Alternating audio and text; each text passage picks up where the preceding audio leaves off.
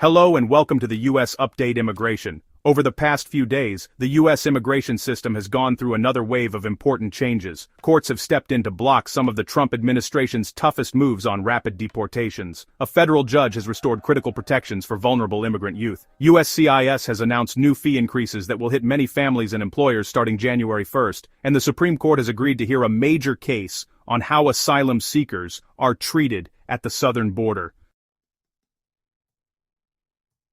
At the same time, there is fresh movement in the December 2025 Visa Bulletin, and immigrants are trying to understand what all of this means for their green cards, visas, deportation risks, and processing timelines in the months ahead. In this video, we'll calmly walk through this week's biggest immigration developments, from new court rulings and Supreme Court action to USCIS fee changes, protections for young immigrants, and what the latest Visa Bulletin tells us about green card movement going into 2026.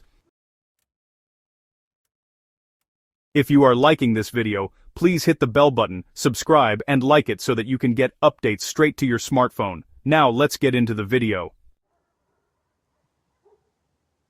This week's first major headline comes from Washington, where USCIS has formally announced that certain immigration-related fees will increase starting January 1, 2026. These changes are inflation adjustments required under H.R. 1, and DHS has published them in the Federal Register. For any covered benefit request postmarked on or after January 1st without the updated fee, USCIS will reject the filing, which means applicants and attorneys now have a clear deadline to adjust their payment amounts and filing plans. News outlets in India and elsewhere have already highlighted that this will raise costs for a wide range of immigrants, including those applying for H-1B visas, green cards, and related benefits, particularly from high-demand countries like India.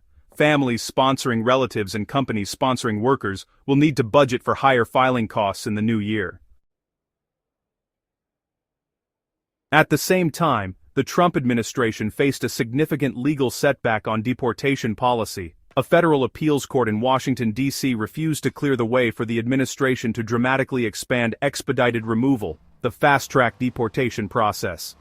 The administration had sought the power to use this rapid deportation tool against migrants found anywhere in the United States who could not quickly prove they had been in the country for at least 2 years, instead of limiting it, mainly, to those near the border. The court agreed with a lower judge that this expansion risked violating migrants' due process rights under the U.S. Constitution and largely left the block in place. For many immigrants and advocates, this ruling is a rare piece of good news in an environment of increasingly tough enforcement. It means the administration cannot, at least for now, widen rapid deportations into the interior of the country as aggressively as it wanted to, and people who have been living inside the U.S. for some time maintain stronger procedural protections if they are picked up by immigration authorities. Another big development this week came from a federal court in New York. U.S. District Judge Eric Comity ordered USCIS to reinstate a policy that automatically considers certain vulnerable immigrant youth for deferred action and work authorization when they have been granted Special Immigrant Juvenile Status, known as SIJS.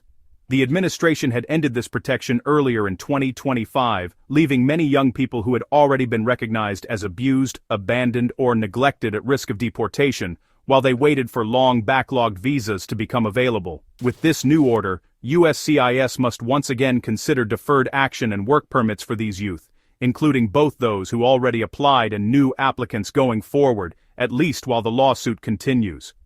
For children and young adults who had been living with constant fear of removal despite having SIJS, this is a crucial protection and one of the most meaningful court wins of the week. There were also important developments around citizenship and voting. USCIS recently attracted criticism after halting naturalization ceremonies in several New York counties, but under intense public and political pressure, the agency reversed course and agreed to restore ceremonies in places such as Westchester, Rockland, and Schenectady. Local officials and advocates had warned that the cancellations were creating unfair barriers for eligible residents who had completed every step of the process and were only waiting for their oath of allegiance. At the same time, a separate battle is unfolding in federal court over the Trump administration's policy banning voter registration activities at many administrative naturalization ceremonies. the League of Women Voters has filed a lawsuit arguing that stopping nonprofits from helping new citizens register right after they take the oath is a form of voter suppression and violates both the Administrative Procedure Act and the First Amendment. The administration defends the policy as part of its broader immigration and election reforms, but the outcome of this case could significantly change the experience of new citizens at future ceremonies. On the Supreme Court front, there was a major update this week that affects asylum seekers, even if its full impact will not be felt until 2026. The court has agreed to review the legality of the border metering, or turnback policy, that was used in past years to limit the number of asylum seekers allowed to present themselves at official border crossings. Under that system, U.S. officials told people to wait in Mexico rather than letting them physically approach ports of entry, even when they were trying to request protection. A federal appeals court had previously ruled that asylum seekers who reach ports of entry are considered as arriving in the United States and should be allowed to apply for asylum. Now, the Supreme Court will revisit that question. Arguments are expected in early 2026 with a decision by June. This case does not change today's rules at the border, but it signals that the highest court is once again stepping into core questions about who can seek protection and how far the government can go in turning people away. For families and individuals who have been trapped in dangerous conditions waiting just outside the United States, the court's eventual decision could shape whether similar policies can be used in the future. Now let's look briefly at what is happening with green card movement and processing timelines. The December 2025 Visa Bulletin has been released, and there is some modest good news on the employment-based side for Indian applicants. Several categories, including EB1 and EB2, have moved forward, bringing cutoff dates slightly closer and offering a bit more hope to those stuck in very long queues. However, many family-based categories remain largely unchanged, which means spouses, parents, and siblings in the preference categories are still facing long waits. USCIS has also updated its guidance on which Visa Bulletin chart applicants should use when filing adjustment of status applications inside the United States. For November and December, the agency continues to instruct applicants to check its when to file an adjustment of status filing charts pages to see whether they must rely on final action dates or the filing dates chart, which can affect when a person becomes eligible to file for a green card from inside the country. Processing time data coming from law firm tracking and USCIS information suggests that many family-based adjustment of status cases are still taking close to a year from filing to decision at several field offices, with some local variation. That means that even though there is some movement in the Visa Bulletin and the agencies are trying to stabilize operations after earlier fee and system changes, applicants must still be prepared for months of waiting after they submit a complete package. Meanwhile, USCIS continues to implement earlier announcements that expanded premium processing and streamlined certain employment petition workflows, including some H-1B and temporary worker petitions, in an effort to provide more predictability for employers and workers, even as the broader system remains under strain. When you put all of this together, this week's immigration picture is complex but clear in one way. The system is being pulled in two directions. On one side, the Trump administration is still pushing for tougher enforcement, fee increases, tighter control over who can stay, and limits on how advocacy groups can support new citizens. On the other side, federal courts and the Supreme Court are stepping in to set boundaries, blocking the expansion of rapid deportations without due process, restoring protections for abused and neglected immigrant youth, and agreeing to review how asylum seekers are treated at the border.